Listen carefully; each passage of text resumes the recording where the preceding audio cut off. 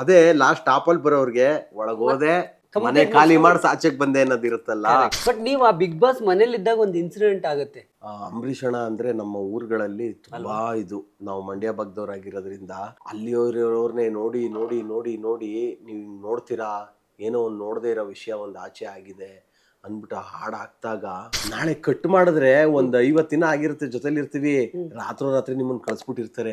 ಮನ್ಸು ಅಂತ ಇರುತ್ತೆ ಅಲ್ವಾ, ಬಾಂಧವ್ಯ ಬೆಳೆದ್ಬಿಟ್ಟಿರುತ್ತೆ. ಅವ್ರು ಟಾಟಾ ಮಾಡಿ ಬಾಯಿ ಮಾಡ್ಬಿಟ್ಟು ಬಾತ್ರೂಮ್ ಒಳಗಡೆ ಹೋಗ್ಬಿಡ್ತಿದೆ. ಅವ್ರ ಜೊತೆ ಅಷ್ಟೊಂದು ನಾನಂತಲೂ ತುಂಬಾ ಭಾವನಾತ್ಮಕ ಜೀವಿ. 24 hours ಟಾಸ್ಕ್ ಅಲ್ಲಿ ಅನ್ನದ ವ್ಯಾಲ್ಯೂ ತೋರಿಸ್ಬಿಡ್ತಾರೆ ಬಿಗ್ ಬಾಸ್ ಮನೇಲಿ. ಒಂದು 4 ಆಲೂಗೆಡ್ಡೆ ಸಿಕ್ಕಿರುತ್ತೆ, 8 ಜನ ಟೀಮ್ ಇರ್ತೀವಿ. ಸುದೀಪ್ ಅವರು ನಿಮ್ಮೊಂದು ಸ್ಟುಡಿಯೋ ಎಲ್ಲ ಮಾಡ್ಕೊಡ್ತೀವಿ ಅಂತ ಹೇಳಿದ್ರು. ಆಮೇಲೆ ಒಂದ್ಸಲ ಫೋನು ಮಾಡಿದ್ರು, ಅರ್ಜುನ್ ಜನ್ಯ ಅವ್ರಿಗೆ ಹೇಳಿದೀನಿ ಸ್ಟುಡಿಯೋ ಎಲ್ಲ ಮಾಡಿಸ್ಕೊಳಪ್ಪ ಅಂತ. ನಾನೇ ಬಿಗ್ ಬಾಸ್ಗೆ ಹೇಳಿ ಮಾಡಿಸಿದಂತ ಕಂಟೆಸ್ಟೆಂಟ್ ಅಂತ ಅನ್ಸುತ್ತೆ ನಿಮ್ಗೆ ಯಾರು? ಗಿಲ್ಲಿ ಎಂಟರ್ಟೈನ್ಮೆಂಟ್ ಏನ್ ಕೊಡ್ಬೇಕು ಅದೆಲ್ಲವನ್ನು ಚೆನ್ನಾಗಿ ಮಾಡ್ತಾ ಇದಾರೆ. ಆದ್ರೆ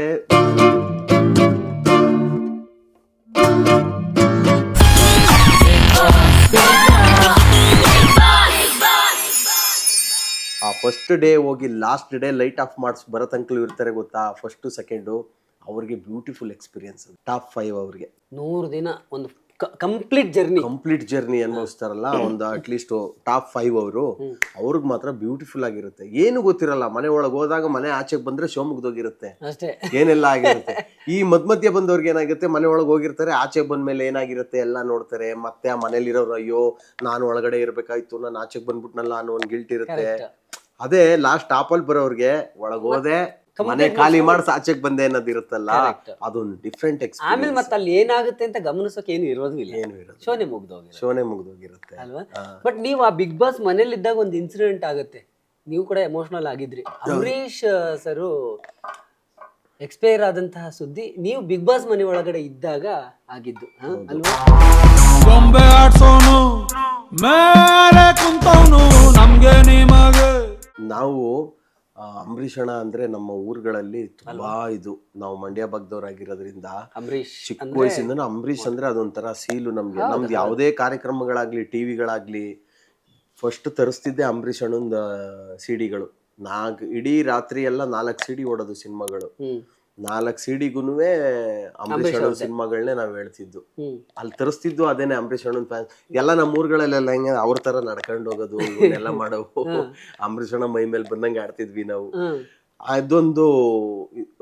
ಅದೊಂದು ನಮ್ಗೆ ಆಗಿಂದ್ಲೂ ನೋಡಿದ್ವಲ್ವಾ, ಅದೊಂದು ನಮ್ಗೆ ಮತ್ತೆ ಸಿಕ್ತಾಗ ನನ್ನನ್ನು ಚೆನ್ನಾಗಿ ಮಾತಾಡ್ಸಿದ್ರು, ಅವೆಲ್ಲ ಇತ್ತು. ಆಮೇಲೆ ನಮ್ಗೆ ಅಲ್ಲಿದೆ ಒಂದು ಪ್ರಪಂಚ ಆಗ್ಬಿಟ್ಟಿರುತ್ತೆ. ಅಲ್ಲಿಯವ್ರವ್ರನ್ನೇ ನೋಡಿ ನೋಡಿ ನೋಡಿ ನೋಡಿ ನೀವು ನೋಡ್ತೀರಾ ಏನೋ ಒಂದು ನೋಡದೇ ಇರೋ ವಿಷಯ ಒಂದು ಆಚೆ ಆಗಿದೆ ಅಂದ್ಬಿಟ್ಟು ಹಾಡು ಹಾಕ್ದಾಗ ಇವೆಲ್ಲವೂ ನೆನಪಾಗ್ಬಿಡ್ತು ನನಗೆ. ಅದು ಯಪ್ಪ ಹಾಡಾಕಿ ಅವ್ರ ಬಾಡಿ ತೋರಿಸ್ದಾಗ ಹೆಂಗಾಗೋಯ್ತು ಅಂದರೆ, ನಮಗೆ ಒಂದು 3 ದಿನ ಹೋಗಿ 3 ದಿನ ಆಕ್ಟಿವ್ ಆಗಕ್ಕಾಗಿಲ್ಲ ನಮಗೆ ಅಲ್ಲಿ ಮನೆ ಒಳಗಡೆ. ಅಷ್ಟು ನಮಗೆ ಪ್ರಭಾವ ಬೀಳ್ತಲ್ಲಿ ಮನೆಯಲ್ಲಿ. ನನ್ನ ಜೊತೆಗೆ ಸುಮಾರು ಜನ ಅಪ್ಸೆಟ್ ಆಗಿದ್ರು ಅಲ್ಲಿ, ಏನು ಗುರು ಹಿಂಗಾಗ್ಬಿಡ್ತು ಅಂಬರೀಷ್ ಅಣ್ಣ. ಆಮೇಲೆ ಅಲ್ಲೂ ಅಷ್ಟೇ, ಈಗ ನೋಡಿ ನಾನು ನೀವು ಹಿಂಗೆ ಕೂತಿದ್ದೀವಿ, ಇಂಟರ್ವ್ಯೂ ಮಾಡ್ತಾ ಇದ್ದೀವಿ, ನಾವಿಬ್ಬರು ಡೈಲಿ ಊಟ ಮಾಡ್ತೀವಿ, ಮಾತಾಡ್ತೀವಿ, ಸ್ನಾನ ಮಾಡ್ತೀವಿ, ಟಾಸ್ಕ್ಗಳು ಮಾಡ್ತೀವಿ, ಎಲ್ಲ ಮಾಡಿ ನಮಗೂ ನಿಮಗೂ ಒಂದು ಬಾಂಡಿಂಗ್ ಬೆಳೆದ್ಬಿಟ್ಟಿರುತ್ತೆ, ತುಂಬ ಚೆನ್ನಾಗಿ ಬೆಳೆದ್ಬಿಟ್ಟಿರುತ್ತೆ. ಎಲ್ಲವರೇ ನೋಡೋರು, ಎಲ್ಲಿ ಕೂತವ್ರೆ ನೋಡು, ನೋಡು ಈ ಟಾಸ್ಕ್ ಹಂಗೆ ಮಾಡ್ಬೋದಿತ್ತು, ಹಿಂಗೆ ಮಾಡ್ಬೋದಿತ್ತು ಅಂತ.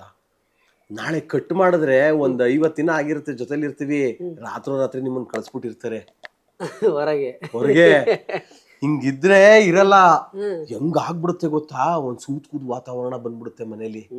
ಗುರು ಇಷ್ಟೊತ್ತಂಕ ಇಲ್ಲೇ ಕೂತಿರನು, ಇಷ್ಟೊತ್ತಂಕ ಇಲ್ಲೇ ಮಾತಾಡ್ತಾ ಇರನು, ಯಾರ ಜೊತೆ ಮಾತಾಡೋದು ನೆಕ್ಸ್ಟ್ ಡಮಾರ್ ಅಂತ ಹೊಟ್ಟೋದ್ರು, ಯಾರೋ ನಮ್ ಜೊತೆಲಿದ್ದು ಹೋಗ್ಬಿಡ್ತಾರಲ್ಲ, ಆ ಫೀಲ್ ಲಿಟ್ರಲಿ ಆಗುತ್ತೆ. ಇವತ್ತಿರೋರ್ಗೂ ಆಗುತ್ತೆ. ಅಲ್ಲಿ ಏನೇ ಬಿಗ್ ಬಾಸ್ ಆಟ ಆಡ್ಬೋದು, ನೀವು ನಾನು ಗೆಲ್ಲಕ್ಕೆ ಆಡ್ತಾ ಇರ್ತೀನಿ, ನಿಮ್ಮನ್ ಮನೆಯಿಂದ ಆಚೆ ಕಳ್ಸಕ್ಕೆ ಆಡ್ತಾ ಇರ್ತೀವಿ.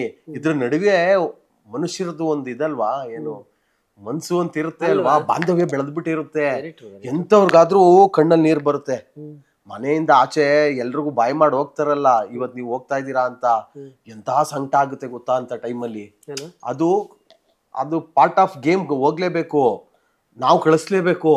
ಆದ್ರೂ ಅಲ್ಲೊಂದು ಬೆಸ್ತಿರ್ತೀವಿ ಅಲ್ವಾ, ಬೆಳೆದಿರ್ತೀವಿ ಒಳಗಡೆ, ಮತ್ತೆ ಯಾರು ಇರಲ್ಲ, ಅಷ್ಟೇ ಜನ ಇರ್ತೀರ. ಅಷ್ಟೇ ಜನ ಇರ್ತೀವಿ, ಎಲ್ಲವೂ ನೆನಪಾಗ್ಬಿಡುತ್ತೆ ಅವ್ರು ಹೋಗೋ ಟೈಮಲ್ಲಿ. ಅಲ್ಲಿಗೆ ನಮ್ ಕಂಟೆಂಟ್ಗೆ ಎಷ್ಟು ಬೇಕಷ್ಟು ಕಟ್ ಮಾಡಿ ಹಾಕ್ತಾರೆ. ಅವೆಲ್ಲವೂ ನಾನಂತಲೂ ಕ್ಯಾಮ್ರಾ ಕಾಣದೇ ಇರ್ಲಿ ಅನ್ಬಿಟ್ಟು ಬಾತ್ರೂಮ್ಗೆ ಹೋಗ್ಬಿಡ್ತಿದೆ, ಯಾರಾದ್ರೂ ಮನೆಗೆ ಹೋಗಿದ್ದ ದಿನ. ಇವ್ನೇನ್ ಗುರು ಎಲ್ಲದಕ್ಕೂ ಅಳು ಬರ್ತದಲ್ಲ ಅನ್ಕಂತಾರೇನೋ ಅನ್ಬಿಟ್ಟು ಅವ್ರು ಟಾಟಾ ಮಾಡಿ ಬಾಯ್ ಮಾಡ್ಬಿಟ್ಟು ಬಾತ್ರೂಮ್ ಒಳಗಡೆ ಹೋಗ್ಬಿಡ್ತಿದೆ. ಅವ್ರ ಜೊತೆ ಅಷ್ಟೊಂದು ನಾನಂತಲೂ ತುಂಬಾ ಭಾವನಾತ್ಮಕ ಜೀವಿ, ನಾನು ಸಿಕ್ಕಾಬಟ್ಟೆ ಎಮೋಷನಲ್ ಪರ್ಸನ್. ನಾನು ತುಂಬಾ ಬೆಲೆ ಕೊಡ್ತೀನಿ. ನಾನು ನನ್ಗೆ ತಡ್ಕೊಳಕ್ ಆಗ್ತಿರ್ಲಿಲ್ಲ. ಬಾತ್ರೂಮ್ಗೆ ಹೋಗಿ ಚೆನ್ನಾಗಿ ಹತ್ತು ಏನ್ ಗುರು, ಒಂಥರ ಬಿಗ್ ಬಾಸ್ ಮನೆನೇ ಒಂಥರ ಮ್ಯಾಜಿಕ್ ಅಲ್ಲಪ್ಪ. ಸಂಬಂಧಗಳ ವ್ಯಾಲ್ಯೂ ತೋರಿಸುತ್ತೆ, ಬರೀ ರಿಯಾಲಿಟಿ ಶೋ ಮಾತ್ರ ಅಲ್ಲ. ನಿಮ್ ಬದುಕಿನಲ್ಲಿ ಯಾರಿಗೆ ಸಾರಿ ಕೇಳ್ತೀರಾ ಕೇಳಿ ಅಂತಾರೆ. ಅಂತ ಟೈಮೆಲ್ಲ ಹೆಂಗಾಗುತ್ತೆ ಗೊತ್ತಾ, ಇಡೀ ಬದುಕಲ್ಲಿ ಆ ವೇದಿಕೆ ಮೇಲೆ ನಿಂತ್ಕೊಂಡ್ಬಿಟ್ಟು ಯಾರಿಗಪ್ಪ ಇಡೀ ಕರ್ನಾಟಕ ನೋಡುತ್ತೆ, ನಾನು ಯಾರಿಗೆ ಸಾರಿ ಕೇಳಬೇಕು, ಅಂಥ ದೊಡ್ಡ ತಪ್ಪು ಮಾಡಿದ್ದೀನಿ ಅಂತ ಇಡೀ ನನ್ನ ಜೀವನ ನೆನಪಿಸ್ಕೊತೀನಿ. ನಾನು ಯಾರಿಗೆ ದೊಡ್ಡ ತಪ್ಪು ಮಾಡಿದ್ದೀನಿ, ಅವ್ರಿಗೆ ಇವತ್ತೊಂದು ನನಗೊಂದು ಅವಕಾಶ ಸಿಕ್ಕಿದೆ ಸಾರಿ ಕೇಳಿ ಅಂತ ಸಂಕಲ್ಪ ಮಾಡ್ಕೊಳ್ಳಿ, ನೀವು ಏನು ಮಾಡಬೇಕು ಅಂದ್ಕೊಂಡಿದ್ದೀರಾ ಅಂತಾರೆ. ಏನು ಸಂಕಲ್ಪ, ಇವೆಲ್ಲ ದೊಡ್ಡ ಒಂಥರ ಅಲ್ಲಿ ಬ್ಯೂಟಿಫುಲ್ ಆಗಿರುತ್ತೆ ಅದೆಲ್ಲ. ಜೈಲಲ್ಲಿ ಕೊನೆಗೆ ನಿಂತಾಗ ನಿನ್ ಕೊನೆ ಆಸೆ ಏನು ಅಂತ ಕೇಳಿದಾಗ ಅದೆಲ್ಲ ಅನುಭವನೂ ಕೊಡುತ್ತೆ. ಒಂದು ಟಾಸ್ಕು, ಕಾಡಿನ ಟಾಸ್ಕ್ ಕೊಟ್ಬಿಟ್ಟವ್ರೆ, ಇವತ್ ಬೆಳಗ್ಗೆ ಕಳಿಸ್ಬಿಟ್ಟವ್ರೆ, ಅಡಿಗೆ ಇಟ್ಟವ್ರೆ, ನೀವ್ ಅಡಿಗೆ ಮಾಡ್ಕೊಂಡು ತಿನ್ಬೇಕು ಅಂತ.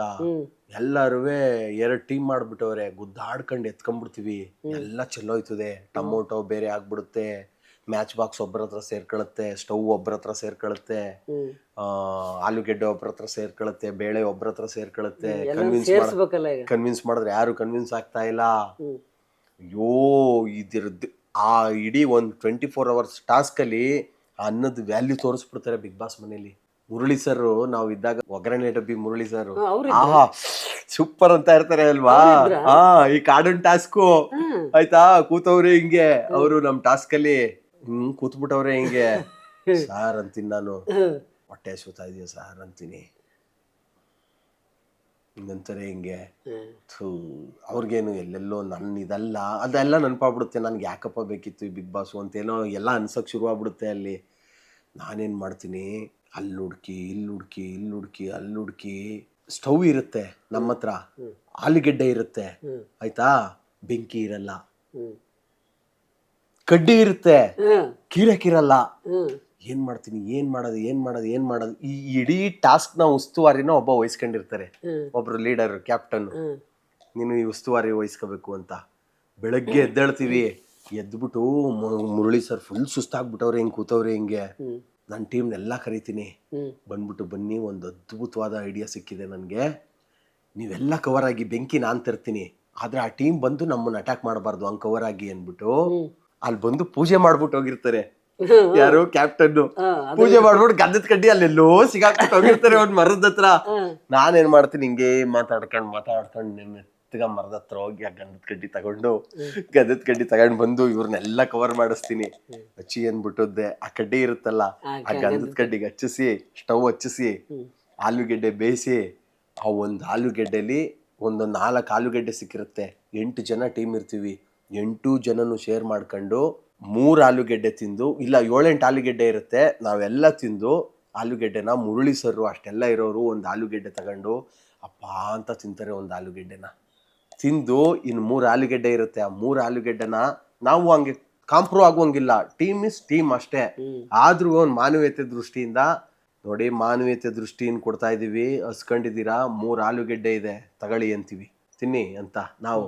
ಅವ್ರು ತಗೊಳಲ್ಲ, ಅವರು ನಾವು ಹಸ್ಕೊಂಡಿದ್ರು ಪರವಾಗಿಲ್ಲ, ನಮಗೂ ಸ್ವಾಭಿಮಾನ ಐತೆ, ಬೇಕಾಗಿಲ್ಲ, ನೀವು ಮಾಡಿರೋ ತಪ್ಪು, ಟಾಸ್ಕ್ ಒಳಗಡೆ ಇರ್ಬೇಕು, ಆ ಗಂಧದ ಕಡ್ಡಿಲಿ ಯಾಕೆ ಬೆಂಕಿ ತಂದ್ರಿ, ಅದ್ ನಮ್ ಸ್ಟ್ರಾಟರ್ಜಿ ಅಂತ. ಹಿಂಗೆ ನಾನು ಇದನ್ನ ಯಾಕೆ ಹೇಳ್ದೆ ಅಂದ್ರೆ, ಟಾಸ್ಕ್ಗಳ ಜೊತೆ ಎಂಟರ್ಟೈನ್ಮೆಂಟ್ಗಳ ಜೊತೆ ಅಲ್ಲಿ ನಿಜವಾಗ್ಲೂ ಒಂದು ಬದುಕಿನ ವ್ಯಾಲ್ಯೂಗಳು ತೋರಿಸ್ತಾರೆ. ಅದು ಬಿಗ್ ಬಾಸ್ ಅನುಭವಗಳು, ನನ್ನ ಅನುಭವಗಳು ಈ ತರದವು ಸಾಕಷ್ಟಿವೆ. ನೀವು ಬಿಗ್ ಬಾಸ್ ಬಗ್ಗೆ ಕೇಳಿದ್ರೆ ನಾನು ಇಡೀ ದಿನ ಮಾತಾಡ್ತೀನಿ, ಅಷ್ಟಿವೆ ಕತೆ. ಸುದೀಪ್ ಅವರು ಕಲ್ತಿದ್ದು ಬಿಗ್ ಬಾಸ್ ಹೊರಗ್ ಬಂದಾಗ ಕ್ರಿಕೆಟ್ ಆಡ್ತಿರ್ತೀವಲ್ಲ, ಅಷ್ಟೇ ಸಿಗ್ತಾ ಇರ್ತೀವಿ, ಅಲ್ಲೆಲ್ಲ ಮೀಟ್ ಮಾಡ್ತಾ ಇರ್ತೀವಿ, ಚೆನ್ನಾಗಿ ಮಾತಾಡಿಸ್ತಾರೆ ಅಷ್ಟೇ. ನಿಮ್ಗೊಂದು ಸ್ಟುಡಿಯೋ ಎಲ್ಲ ಮಾಡ್ಕೊಡ್ತೀವಿ ಅಂತ ಹೇಳಿದ್ರು. ಸ್ಟುಡಿಯೋ ರನ್ನರ್ ಅಪ್ ಆಗಿದ್ದಾಗ ಕೆಲವು, ಈಗ ಅವ್ರು ರನ್ನರ್ ಅಪ್ ಆದವ್ರಿಗೆ ಅಥವಾ ಬೇರೆ ಬೇರೆ ಕಂಟೆಸ್ಟೆಂಟ್ಸ್ಗಳಿಗೆ ಕೆಲವು ಅವ್ರ ಕಡೆಯಿಂದ ಒಂದಷ್ಟು ಕಾಂಪ್ಲಿಮೆಂಟ್ರಿ ತರ ಏನೇನೋ ಮಾಡ್ತಾ ಇರ್ತಾರೆ ಪ್ರತಿ ಸೀಸನ್ ಅಲ್ಲೂ. ನನ್ನ ಕಡೆಯಿಂದ ಕಾಂಪ್ಲಿಮೆಂಟ್ರಿ ನಾನು ಅವ್ರಿಗೆ ಕೊಡ್ತೀನಿ ಅಂತ, ಆ ತರ ನಿಮಗೂ ಒಂದು ಸ್ಟುಡಿಯೋ ಮಾಡ್ಕೊಡ್ತೀನಿ ಅನ್ನೋ ವಿಚಾರ ಏನೋ ಬಂದಿತ್ತು. ಆಮೇಲೆ ಒಂದ್ಸಲ ಫೋನು ಮಾಡಿದ್ರು, ಅರ್ಜುನ್ ಜನ್ಯ ಅವ್ರಿಗೆ ಹೇಳಿದೀನಿ ಸ್ಟುಡಿಯೋ ಎಲ್ಲ ಮಾಡಿಸ್ಕೊಳಪ್ಪ ಅಂತ. ನಾನೇ ಸರ್ ನಾನು ದುಡ್ದು ನಾನು ಮಾಡ್ಕೊಂತೀನಿ ಸರ್, ನಿಮ್ಮ ದೊಡ್ಡ ಗುಣ, ಸ್ಟುಡಿಯೋ ಮಾಡಿಕೊಡ್ತೀನಿ ಅಂತ ಹೇಳಿದ್ದು. ಅದು ಬೇಡ ಸರ್, ನಾನು ದುಡ್ದು ನಾನು ಮಾಡ್ಕೊಂತೀನಿ, ಅದೊಂಥರ ನಮ್ಮ ಕನಸು ನಮ್ಮ ಶ್ರಮದಿಂದನೇ ಆಗಬೇಕು ಅಂತೇಳಿ ನಾನು ಅದನ್ನು ಬೇಡ ಅಂತೇಳಿ ಅವ್ರು ಫೋರ್ಸ್ ಮಾಡಿದ್ರು. ನಾನೇ ಬೇಡ ಸರ್ ಅಂತ ಬಿಟ್ರಿ. ಓಕೆ, ನೀವು 6ನೇ ಸೀಸನ್, ಈಗ 12ನೇ ಸೀಸನ್ ಇರ್ತದೆ. ಈಗ ನೋಡ್ತೀರಾ ಬಿಗ್ ಬಾಸ್? ನೋಡ್ತಿದ್ದೀರಾ? ಸಮಯ ಸಿಗುತ್ತಾ? ಇಲ್ಲ, ನನಗೆ ಖಂಡಿತವಾಗ್ಲೂ ಇಲ್ಲ. ನನಗೆ ನಮ್ಮ ಮನೆ ಟಿವಿ ಕೇಬಲ್ಲೇ ಹಾಕ್ಸಿಲ್ಲ ನಾವು. ಹೌದಾ? ಇಲ್ಲಿ ಓಕೆ. ಯಾಕೆಂದ್ರೆ ಸಿನಿಮಾ ಕೆಲ್ಸಗಳಲ್ಲೇ ಬಿಸಿ ಇರ್ತೀವಿ. ಈಗ ಸಾಂಗ್ಸ್ಗಳು ರಿಲೀಸ್ ಮಾಡಬೇಕು, ಸಿನಿಮಾ ತಯಾರಿ ಇದೆ. ಬಟ್ ಕಲರ್ಸ್ ಚಾನಲ್ದು ಫಾಲೋ ಮಾಡ್ತೀವಿ, ಅಲ್ಲೆಲ್ಲ ಬರ್ತಾ ಇರುತ್ತಲ್ಲ ಒಂದಷ್ಟು ವಿಡಿಯೋಸ್ಗಳು, ಪ್ರೋಮೋಗಳು, ಅಲ್ಲೊಂದಷ್ಟು ನೋಡ್ತಾ ಇರ್ತೀವಿ. ಗಮನಿಸಿದ್ದೀರಾ ಈ ಸೀಸನ್? ಹೌದು, ಗಮನಿಸಿದ್ದೀನಿ.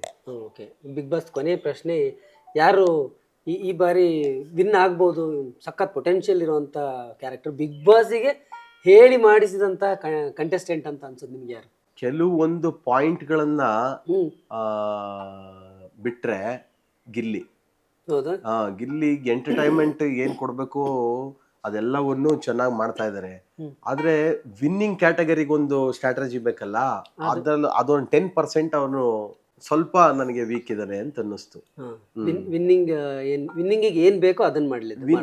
ವಿನ್ನಿಂಗ್ಗೆ ಈಗ ಒಂದು ಆಚೆ ಕಡೆಯಿಂದ ನೋಡೋರ್ಗೆ ಗಿಲ್ಲಿ ಎಂಟರ್ಟೈನ್ಮೆಂಟ್ ಇಷ್ಟ ಆಗ್ತಾ ಇದೆ ಅಲ್ವಾ, ಇನ್ನು ಒಳಗಡೆ ಇರೋರ್ಗೆ ಅದು ಹರ್ಟ್ ಆಗ್ತಾ ಇದೆ. ಅವ್ರಿಗೆ ಹರ್ಟ್ ಆಗ್ತಂಗೂ ಅವು ಎಂಟರ್ಟೈನ್ಮೆಂಟ್ ಮಾಡೋದಿರುತ್ತಲ್ಲ, ಅದು ಟೆಕ್ನಿಕ್. ಅದು 10% ಎಲ್ಲೋ ಒಂದ್ ಸ್ವಲ್ಪ, ಯಾಕೆಂದ್ರೆ ಒಳಗಡೆ ಇರೋರೆಲ್ರೂ ಸಾಕಷ್ಟು ಹರ್ಟ್ ಆಗ್ತಾ ಇದಾರೆ ನಾನ್ ನೋಡಿದ ಗಮನಿಸಿರೋ ಪ್ರಕಾರ. ಬಟ್ ಅದು 24 hours ಅಲ್ಲಿ ನಡೆಯುವಂತದ್ರಲ್ಲಿ ನಾವು ಬರೀ ಎಡಿಟೆಡ್ ವರ್ಷನ್ ಮಾತ್ರ ನೋಡಿರ್ತೀವಿ, 2 ಗಂಟೆ ಟೈಮ್ ಅಲ್ವಾ, 1.5 ಗಂಟೆ ನೋಡ್ತೀವಿ ಅಲ್ವಾ. ಇನ್ನು 17 ಗಂಟೆ ಬಿಗ್ ಬಾಸ್ ಏನಿರುತ್ತೆ ಅನ್ನೋದು ನಾವು ನೋಡಿರಲ್ಲ. ಇದೊಂದು ಸ್ಕ್ರಿಪ್ಟೆಡ್ ಅಲ್ಲ ಬಿಗ್ ಬಾಸ್, ಆದ್ರೆ ಎಡಿಟೆಡ್ ಅಂತೂ ಆಗಿರುತ್ತಲ್ವಾ. ನಮಗೆ ತೋರ್ಸೋದು 24 ಗಂಟೆ, 1 ಗಂಟೆ. ಅದ್ರೊಳಗಡೆ ಆ ಮನೆಯವ್ರ ಪ್ರೀತಿನೂ ಅದು ಅಷ್ಟೇ ಇಂಪಾರ್ಟೆಂಟ್ ಆಗಿರುತ್ತೆ ವ್ಯಕ್ತಿತ್ವ. ಅದೊಂದು 10% ಅವನೊಂಚೂರು ಅಂತ ನನ್ಗನ್ನಿಸ್ತು, ಗೊತ್ತಿಲ್ಲ ನನಗೆ. ಯಾಕೆಂದ್ರೆ ಎಲ್ಲಾರು ಅವನು ತುಂಬಾ ಹರ್ಟ್ ಮಾಡ್ತಾನೆ ಅಂತ. ಆಮೇಲೆ ಒಂದೆರಡು ಮೈಸೂರಿಗೆ ಹೋಗಿದಾಗ ಒಂದೆರಡು ವೀಕೆಂಡ್ ಅಲ್ಲೂ ನೋಡಿದೆ, ಅವನ್ ಕಾಮಿಡಿಯಿಂದ ಮನೆ ಜನಕ್ಕೆ ಹರ್ಟ್ ಆಗುತ್ತೆ ಅಂತೆಲ್ಲ ಮಾತಾಡ್ತಿದ್ರು. ಅದು ಮನೆಯವ್ರಿಗೂ ಕೂಡ ಗಿಲ್ಲಿ ಕಾಮಿಡಿ, ಗಿಲ್ಲಿ ಅವ್ನು ಸೂಪರ್ ಅಂತ ಅನ್ಬೇಕು ಅವರು. ಆತರ ಅನ್ನೋ ಹಾಗೆ ಮಾಡಿದ್ರೆ ಡೆಫಿನೆಟ್ಲಿ ವಿನ್ನರ್ ಆಗ್ಬಹುದು. ಇದು ನಿಮ್ಮ ಬಿಗ್ ಬಾಸ್ ಜರ್ನಿ. ಹಾಯ್, ಎಲ್ಲರಿಗೂ ನಮಸ್ಕಾರ. ನಾನು ನಿಮ್ಮ ಲಾಸ್ಯ ನಾಗರಾಜ್. ಡೈಲಿ ಮಾಧ್ಯಮ ಅಂತ ಒಂದು ಯೂಟ್ಯೂಬ್ ಚಾನಲ್ ಇದೆ, ಅದರಲ್ಲಿ ಎಲ್ಲ ಥರ ಎಂಟರ್ಟೈನ್ಮೆಂಟ್ ನ್ಯೂಸ್ ನಿಮಗೆ ಸಿಗ್ಬೋದು. ನಾನು ಕ್ಯಾನಡಾಲ್ಲಿ ಕೂತ್ಕೊಂಡು ದಿನ ಒಂದು ಕಳಿಸ್ತಾ ಇರ್ತಾರೆ ಇವರು. ನಾನು ಏನೋ ಇಲ್ಲೇನು ನಡೀತಿದೆ ಅಂತ ಎಲ್ಲ ನಾನು ಡೈಲಿ ಮಾಧ್ಯಮದಿಂದನೇ ನಾನು ಕ್ಯಾಚಪ್ ಮಾಡಿದ್ದು. ಮತ್ತು ಸೊ ಇವ್ರ ಚಾನೆಲ್ ಎಂಟರ್ಟೈನ್ಮೆಂಟ್ ಪ್ಲಸ್ ಇನ್ಫಾರ್ಮೇಷನ್ ಎರಡೂ ನಿಮಗೆ ಕೊಡ್ತಾರೆ. And it is all factual and it is really interesting. ಅವರು ಹೇಳೋ ರೀತಿ ತುಂಬ ಇಂಟ್ರೆಸ್ಟಿಂಗ್ ಆಗಿರುತ್ತೆ. ಸೊ ನೋಡಿದ ತಕ್ಷಣ ನೋಡ್ತಾನೆ ಇರಬೇಕು ಅನಿಸುತ್ತೆ. So subscribe, like and share daily ಮಾಧ್ಯಮ. Thank you.